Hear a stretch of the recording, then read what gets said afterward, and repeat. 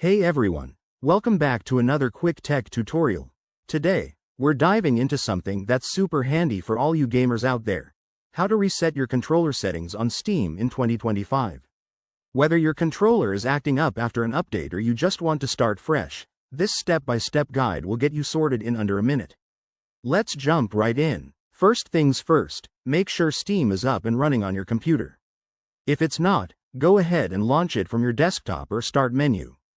Once you're in, look for the Steam menu at the top left corner of the window and click on it. From the drop-down, select Settings to open the Preferences panel. This is where all the magic happens. Now, in the Settings window, navigate to the Controller tab on the left-hand side. It's usually towards the bottom, but with Steam's 2025 updates, it might be even more prominent. Once you're there, you'll see options for managing your controller configurations. Look for a button that says, Reset to Default, or something similar. Steam has made this easier with intuitive labels. Click on that, and a confirmation pop-up will appear asking if you're sure you want to reset. Go ahead and confirm, it's that straightforward. After you confirm, Steam will apply the changes automatically. You might need to unplug and replug your controller or restart Steam for the settings to take full effect.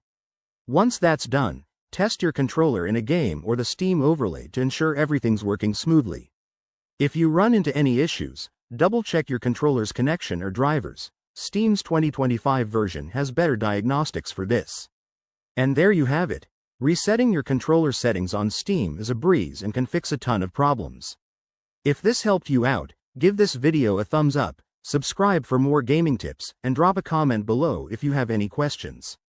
Thanks for watching, and I'll see you in the next one. Game on.